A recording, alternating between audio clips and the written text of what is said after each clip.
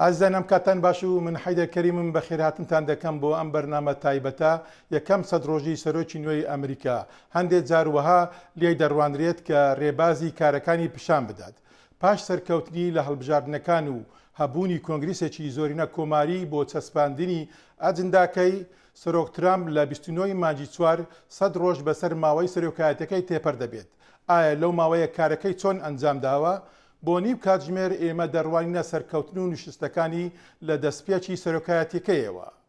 نوێترین زانیاریمان دەبێت لەسەر پێشنیارەکەی بۆ بربەندکردنی هاتنە ناو ئەمریکاوە و هەروەها لەسەر ئەو خەڵکەی کە کاریان تێدەکات. لێرەدا دەبینین کە چۆن کەمکردنەوە لە بودجەکاندا کاریگەری جیهانیان دەبێت. بەڵام ئێمە بە یەکەم قەیرانی نێونەتەوەی دەست پێ دەکەین. هەموو سەرنجەکان خراونەتە سەر ئەم سەرۆکە نوێیە پاش ئەوەی بە هێرشێکی کیمیاوی دەیان کەسی سیڤیل لە باکووری سووریا کوژران. ئەم هێرشە ڕوویدا تەنیا چەند ڕۆژێک پاش ئەوەی سەرۆک ترامپ گوتوبووی لابردنی بەشار ئەسەدی سەرۆکی سووریا کاری سەرەکی ئەو نییە. بەڵام وەک بێڵگاڵۆی دەنجی ئەمریکا دەڵێت پەلامارەکە هانی کۆشتی سپیدا بە ڕۆڵی خۆیدا بچێتەوە وەک زلهێزێکی جیهانی. تەنها هەفتەیەک لەمەوبەر سەرۆکی ئەمریکا دانەڵد ترامپ هەمان پەیمانی دایەوە کە 100 جار لە میانەی هەڵمەتەکانی دابووی. من نابم و نامەوێت ببم بە سەرۆکی هەموو جیهان. من سەرۆکی وڵاتە یەکگرتووەکانی ئەمریکام و ئەمریکا لای من پێش هەموو شتێکە.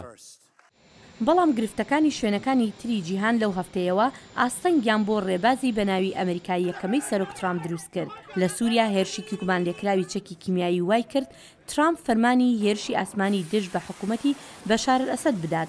ئەمەش ئەمریکای زیاتر خستە نێو ئەو شەڕە ناوخۆیی سووریا کە 6 ساڵ لەمەوە بەردەستی پێکرد. لە ئاسیا گروپێکی هێرشبەری USS کارل ڤینسن بەرەو کۆریای باکوور ڕەوانەکران. ئەمەش پەیامێکی بەهێزە بۆ ڕێبەری تاکرە و کیم جون ئۆن. لە کۆشکی سپیش کاردانەوەکان بەرامبەر لە سەرکار لابردنی ڕاوێژکاری باڵای ئاسایشی نیشتیمانی ترامپ ستیڤ بێنن بەردەوامە. ئەم هەنگاوەش لەلایەن زۆرێک لە کەسایەتەکانی ڕێبازی دەرەوە پێشوازی لێکرا. هەندێکیش بیر لەوە دەکەنەوە ئایا ترامپ بەرەو سیاسەتێکی زیاتر دەستێوەردان دەڕوات؟ بەڵام جیم کەرەفانۆ لە تیمی گواستنەوەی دەسەڵات بۆ ترامپ دەڵێت هەڵەیە گەر وا بیر بکرێتەوە. پێم وانییە ئەمە سیاسەتێکی دەستێوەردانی دەرەکی بێت، بەڵام کاتێک کە سەرۆک هەز بکات بەرژەوەندەکانی ئەمریکا لە مەترسیدا بێت ئەو دەما کار دەکات.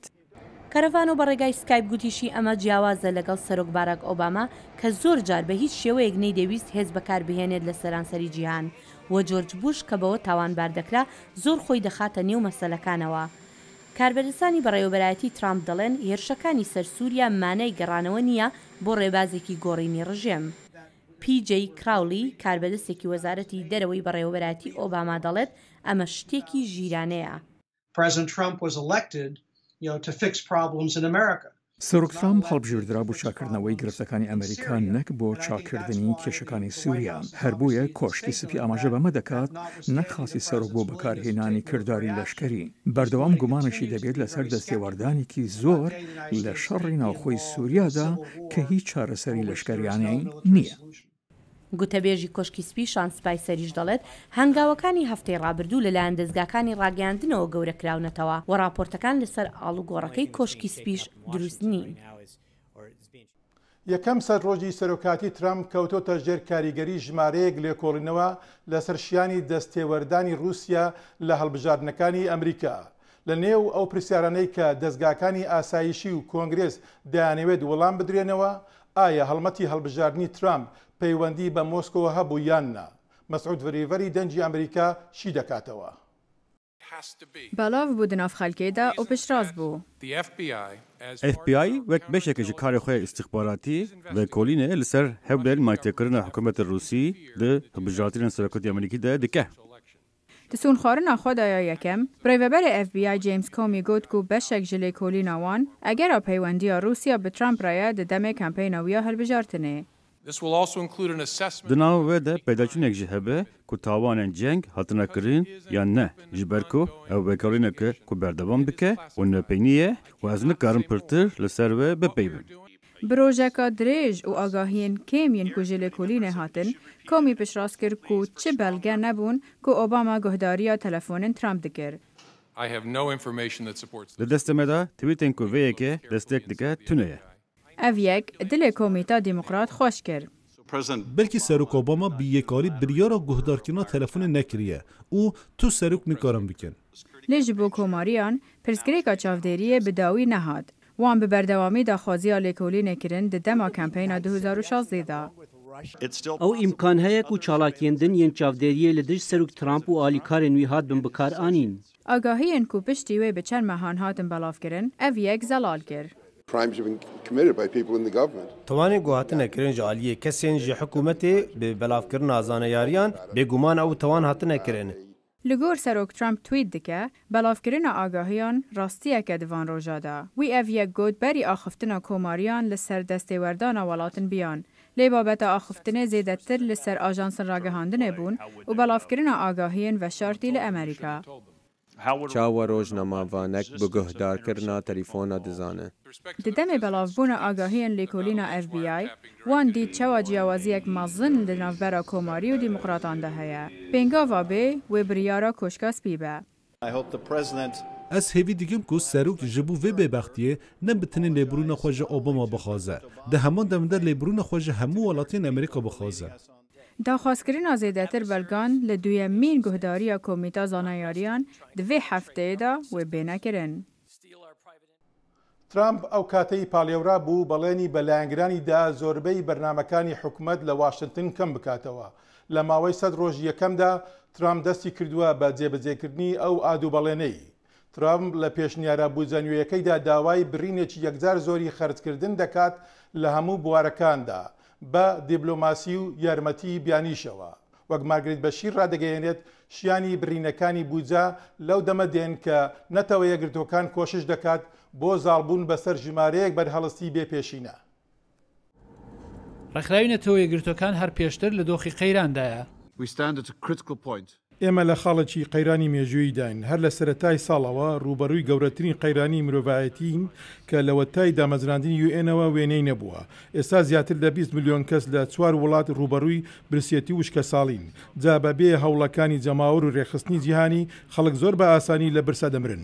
ئەمریکا وڵاتی هەرە گەورەی پارەبەخش بە UN کە ئەم ساڵ 611 میلیۆن دلاری دابین کردەوە بۆ بودجەی کە ئێستا زیاتر لە 2 میلیارد و 500 میلیۆن دلارە. هەروەها واشنگتن ساڵانە 2 میلیارد دلار پشتیوانی بۆ کردارەکانی ئاشتی پارێزەرانی نەتەوەی گرتوەکان و 100 میلیۆن دلاریش بۆ پرۆگرامەکانی زۆر گرنگ لە نێویاندا یارمەتی بە بودجەی UN بە منداڵان و پرۆگرامی خواردەمەنی جیهانی دابین دەکات. ئێمە 22 لە سەدی خەرجی UN دابین دەکەین کەمانە ئەوەیە وڵاتانی تر 78% دابین دەکەن. ئەوەش کارێکی باشە کە لەلایەن بازرگانی ئەمریکیەوە بەڕێوە دەچێت. کاربەدەستانی ئەمریکا و چاودێران نیگەرانن کە وڵاتانی تر بۆشایی دارایی بە شێوەیەکی پێویست نەتوانن پڕ بکەنەوە و ئەگەر هاتوو ئەمریکا یارمەتەکەی کەم بکاتەوە. بڕینی لە ناکاوی بودجە ناچارمان دەکات ڕێبازێک بگرینە بەر کە کاریگەری هەوڵەکانی درێژخایانی چاکسازی لاواز دەکات. کاتێک پرسیار لە بەرپرسی بودجێ ئەمریکا کراکەدا خۆنیگەران نین کە بە کەمکردنەوەی بودجە زۆربەی خەڵکی بێدەرەتان بۆی هەیە زیانیان پێ بگات ئەو پشتیوانی لە کەمکردنەوەکە کرد. ئەلبەتە ئێمە یارمەتی بە UN و پرۆگرامەکانی یارمەتیدەری بیانی کەمەکەینەوە. هەروەها ئەوانەش کە UN و ئاژانسەکانی دیکە سەرپەرشی دەکەن. بۆ کەس سەسوورمان نییە کە چاوی لە هەڵمەتەکانی سەرۆکایەتی کرد بێت. سەرۆک بەرونی وتی پارەی کەم بۆ خەڵکی دەرەوە خەرج دەکەم و پارەی زیاتر بۆ خەڵکی وڵاتەکە. ئێمە لەگەڵ ئەو بودجەیە ئێستا ئاوا دەکەین. بۆ دەیان ساڵ ئەمریکا یارمەتی گەشەپێدان و مرۆڤایەتی نێونەتەوەیی بۆ تا هەرە ڕێبازی سەرەکی دەرەوەی. پێتر دەڵێت پێویستە ئەوە درێژە هەبێت. پێویستە ئێمە چالاک بین. پێویستە وەک ڕێبەرێکی جیهانی بمێنینەوە دڵنیا بین کە بەشی خۆمان یارمەتی بە پێداویستەکانی مرۆڤایەتی خەڵکی دەرەوەی جیهان بکەین. یو باوەڕی وایە کۆنگرە لەمە تێدەگات و سەرنجام پشتیوانی بەهێز و سەقامگیر بۆ یارمەتی مرۆڤایەتی دابین دەکات. تاکە دەستگایە کە بڕینی بودجە کاری تێناکات و وزارەتی بەرگریە. لە ڕاستیدا کۆشتی سپیداوە لە کۆنگرێز دەکات خەرجی لەشکری بۆ 54 میلیارد دلار زیاد بکات. بەڵێنەکەی سەرۆک ترامپ بۆ مەزنکردنەوەی ئەمریکا ئەوەش لە خۆ دەگرێت کە شکست بە داعش بهێنرێت. ڕێکس تەلەرسنی وەزیری دەرەوە لە وزارەتەکەی بۆ هەوپەیمانی نێونەتەوەی ئەمەی ڕوون کردەوە و سندی سین راپۆرتی لەسەر ئەو کۆبوونەوە استراتیژیە ئامادە کردووە. بۆ پیشاندانی یەکێتی دژی داعش وەزیرانی دەرەوە و ڕێبەرانی دیکەی جیهان لە واشنگتنن بۆ باسکردنی ڕێگاکان بۆ شکستدان بەو کۆمەڵە تۆریستیە. ئەمە هەروەهاش یەکەم جارە گوێبیستی وەزیری دەرەوەی نوێ ڕێکس تیلەرسن بن لە دیارکردنی استراتیژی بەڕێوەبەرایەتی ترامپ. لاوەزبوونی داعش ئامانجی کۆتایی نییە، دەبێت ئێمە داعش لە ناوبەرین. مندان بەو ڕاستیەدا دەنێم لە ڕۆژهەڵاتی ناوەڕاستدا چەندان ئاستەنگی سەرەکی هەن، بەڵام تێکشکاندنی داعش ئامانجی یەکەمی وڵاتە یەکگرتوەکانی ئەمریکایە لە هەرێمەکەدا. هەروەک پێشتر گوتومانە کاتێک هەموو شتێک لە ڕیزبەندی یەکەمدا بێت ئەوە هیچ شتێک نابێتە سەرتۆپی بایەخ. دەبێت ئێمە بەردەوام بین لە سنگ خستنە سەر هەرە گرنگترین مەسەلە ئەوەی لە گۆرەدایە. لە دەمی هەڵمەتی هەڵبژاردنەکە کاندیدی ئەوسا ترامپ سەرۆک ئۆبامای تومەتبار کرد کە لە بەرامبەر تیرۆریزم سیستە و ئۆبامەش گوتی سەرکەوتنەکان ئەو تومەتە ڕەتدەکەنەوە. ڕۆژی چوارشەمەش تەلەرسن داوای لە وڵاتانی دیکە کرد هاوکاریەکانیان بتەو بکەن کاتێک کە چەکدارانی داعش لە عێراق و سووریا دەردەکرێن. دەبێت ئێمە بەردەوام بین لە وەگەرخستنەوەی ناوچە ڕزگارکراوەکان لە عێراق و سووریا بۆ ئەوەی هاوکاری خەڵکانی بێتاوان بکەین لە بنیادنانەوە و سەقامگیری کۆمەڵگەکانیان. ئەمە واتای ئەوەیە بۆمبە چێندراوەکان هەڵبگیرێنەوە و ئاو و کارەبایان بۆ وەگەر بخرێنەوە و هەروەها هاوکاری مرۆیی و نیشتەجێبوونیان بۆ دەستەبەر بکەین. هاوکات ببینە هاوبەشی ڕابەرانی خۆجێیی ئەوانەی تونندڕەوی ڕەت دەکەنەوە. بەپێی مایکل ئۆهانلان شارەزای ئاسایشی نیشتیمانی قۆناغی سەقامگیری گرنگ دەبێت. هەندێک لە مەسەلە گرنگەکان بەڕوونی چۆن ئێمە ئەوە دڵنیا بکەین کەەوە داعش لە مووسڵ و تەواوی عێراقدار دەکرێن، بەلکو هەروەهاش چۆن پێکەوە لەگەل عێراقیەکان کار بکەین و بە شێوەیەکی گشتیش لە هەرێمەکەدا بۆ سەقامگیرکردنی مووسڵ پاش ئازادکردنی شارەکە بۆ ئەوەی داعش یا هەندێک کۆمەڵی دیکە دواتر نەگەڕنەوە ئەوێ. تەلەرسن گوتی هاوپەیمانیەکە هەروەهاش دەبێت لەسەر ئینتەرنێت بە هەمان هێز و توانای سەر ئەرز شەڕی داعش بکات و دەڵێت خلافەتی ئینتەرنێت نابێت لە بری ئەوەی سەرزەوی گەشە بکات. سەرۆک ترامپ توانیوێتی ئەجنداکەی بەرەو پێشەوە ببات بە واژووکردنی بڕیارەکانی پێیان دەڵێن فەرمانی سەرۆکایەتی. ئەلبەتە ئەم قانونە پەسەندی کۆنگریسیان ناوێت. لە تەواوی هەڵمەتی هەڵبژاردنەکەی سەرۆک ترامپ بەڵێنیدا کە سیاسەتە توندەکانی ژینگە لە ناو ببات کە پێی وایە گەشەکردنی ئابووری بنکۆڵ دەکات. جا وەک سەرۆک بە بەکارهێنانی نوکە قەڵەمێک ئەو سیاسەتانەی سڕیەوە. ستیڤ بەراگوانە دەڕوانێتە کردارەکە و کاردانەوەکەی. سەرۆک دۆناڵد ترامپ فەرمانێکی ڕێنمایی دووبارە نووسراوی دەرکرد، تەواوی مەبەستی ئەم فەرمانەش بۆ گێڕانەوەی کارە. ڕەنگە هیچ ڕێنماییەک ڕەشە لە کرێکارانی کانەکانمان و وزە و هەروەها لە کۆمپانیەکانمان نەکات بە هێندەی ئەم هێرشە زیان بەخشە بۆ سەرپیشەسازی ئەمریکایی. بەڕێوەبەرەتی ئۆباما هەوڵیدا ئاستەکانی کاربۆن دایۆکساید بە ڕێژەی 1/3 لە کارخانەکانی بەرەمهێنانی کارەبا لە ساڵی 2005ەوە هەتا ساڵی 2030 کەم بکاتەوە. هاوکات فرمانەکەی سەرۆک ترامپ یاساکانی لەسەر بەرەمهێنانی خەڵوز و نەوت و هەروەها گاز هەڵدەگرێت و لە ڕێنمایەکانی دیکەی فیدرالی پەیوەستیش بە گەرمبوونی کەش و هەوا کەم دەکاتەوە. سەبارەت بە مەسەلەی گەرمبوونی کەش و هەوا بە هزری من سەرۆک ترامپ زۆر ڕاستگۆ بوو. چیتر ئێمە پارە لەوەدا خرج ناکەین. بەڕێوەبەرەتی دۆناڵد ترامپ هاوڕانیە لەگەڵ کۆدەنگی زانستی کە دەڵێن دەرهاوێژە گازیەکانی مرۆڤ بەرەمهێنەرین بە ئەندازەیەکی مەترسیدار زەوی گەرم دەکات. دادگای باڵا لە سێ دانیشتنی جیادا گوتوێتی بە گوێرەی یاسای ژینگەی خاوێن بۆ چارەسەرکردنی کێشەی گەرمبوونی کەشوهەوا ئاژانسی پاراستنی ژینگە لەو بوارەدا دەسەڵات و بەرپرسایەتی هەیە. دەبێت پلاندارێژەران ڕێنمایی نوێ بنووسنەوە بۆ جێگرتنەوەی ئەو یاسایانەی سەرۆک ترامپ سڕیونێتەوە. چاوەڕوان دەکرێت گروپەکانی ژینگە بۆ ڕێگریکردن لە سڕینەوەی ئەو یاسایانە پەنا بۆ دادگا ببن. هەرچەندە فرمانەکەی سەرۆک ترامپ وڵاتە یەکگرتوەکانی ئەمریکا لە ڕێکەوتنامەی پاریس بۆ کەش و هەوا ناکێشێتەوە، بەڵام شارەزایان دەڵێن هەتا دێت پێناچێت ئەمریکا بەڵێنەکانی ڕێکەوتنامەی پاریس جێبەجێ بکات. ئەزان پاش ناوبڕێکی کورد دەگەڕێنەوە و لە ماوەیدا بێت دەڕوانینە ئەوەی کە بۆچی کەوتنە کارەوەی بربەندیەکەی ئەم دوایەی سەرۆک بۆ هاتنە ناو ئەمریکاوە بەرەو ڕووی سەختی بۆتەوە. هەروەها دەبینین چۆن هەندێک لە کلیسەکانی ئەمریکا بۆ یارمەتیدانی کۆچبەران بەرهەڵستی بەڕێوەبەرایەتیەکەی دەکەن. هون ji bo nûçe pêzanîn û şahî dikin ku dengê Amerîka em li cihê bûyerêne nûçeyên giring ji bo we dişopînin bi YouTube û Facebook û Twitter'a xwe ya Kirmancî û Soranî. برنامه سیاسی، هنری و روناکبیری برنامه کرد کنکشن ده NRT TV ده دکارن لتلفزیون و رادیو پشکا کردیا دنگ امریکا بشوپینن و گهداری بکن. همی پلتفرم میدیایی پشکا کردیا دنگ امریکا ده خدمت و دانه و جیک راست هل بجارتیه. دنگ امریکا جدره هری باور پیکری.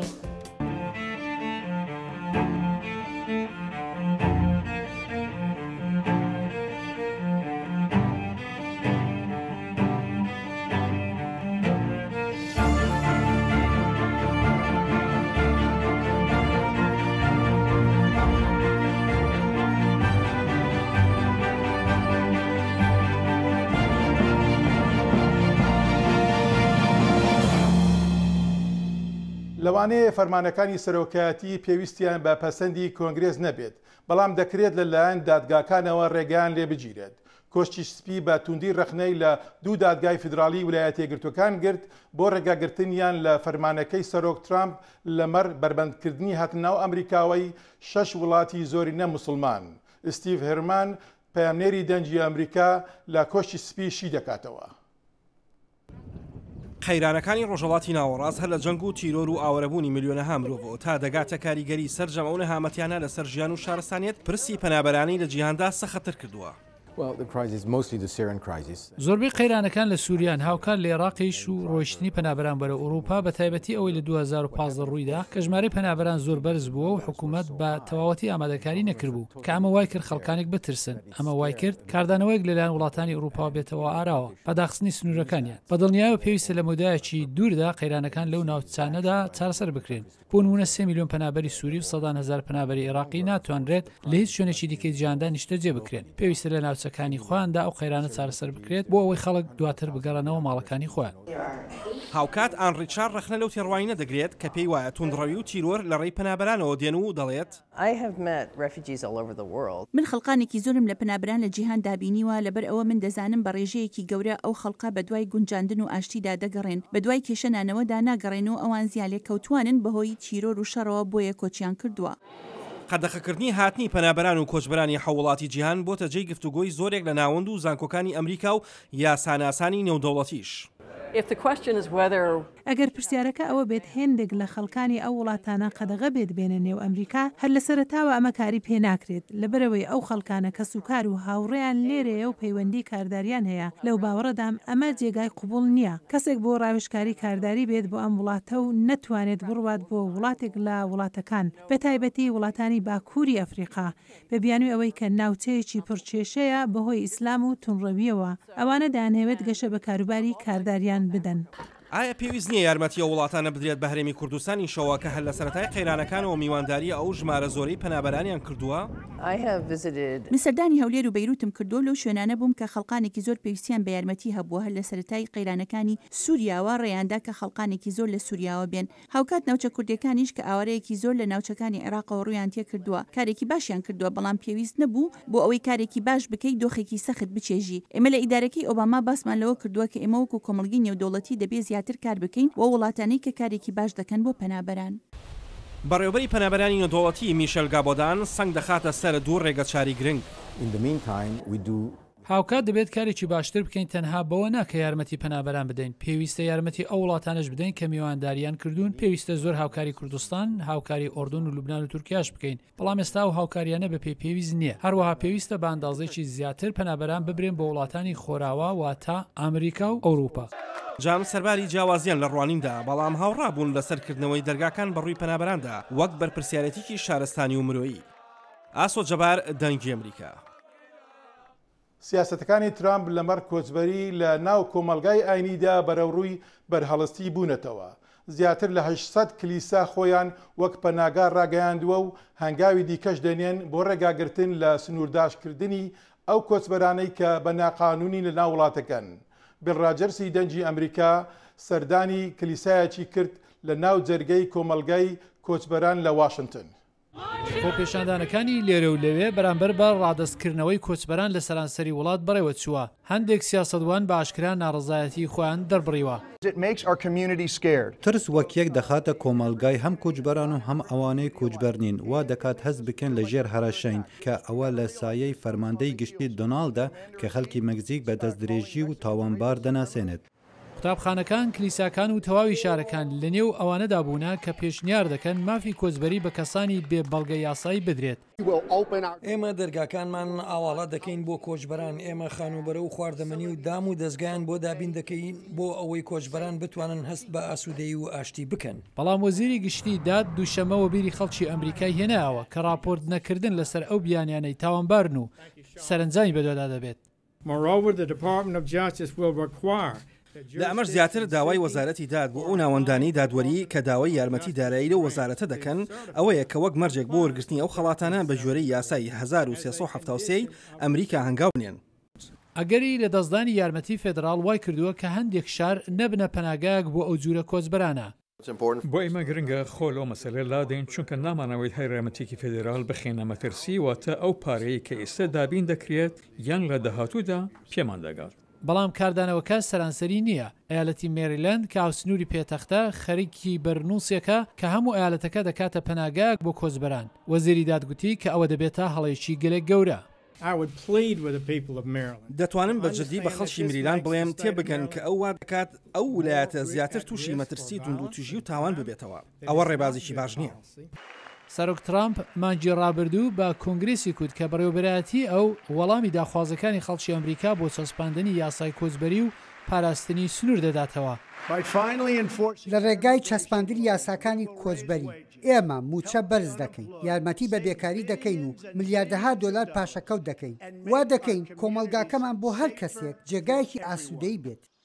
وەزیری دادی وڵات بەو ناوەندانەی دادوەری وڵاتی کوت کە لە هەوڵی پارێزگاریکردن لە کەسانی دەستدرێژکار دزی، تاوانی بەنگ و دەستێژی ناموسی و کوشتنیان لەسرە تەواوی کۆمەلگا دەخەنە مەترسیەوە کە کۆچبەرانیش دەگرنەوە. ئازیزان سپاس بۆمانەوەتان لەگەڵماندا لە پیادەچوونەوەمان بە یەکەم سەد ڕۆژی سەرۆکایەتی سەرۆک ترامپ. دەنجی ئەمریکا بەردەوام دەبێت لە غەدارکردنەوەتان لە نوێترین هەواڵ سەبارەت بە ئەمریکا سیاسەتەکانی و گەلەکەی. بۆ ئێستا لە واشنگتنەوە مەڵاوایتان لێ دەکەین تکایە با لە پەیوەندی دابین و هەر خۆش بن.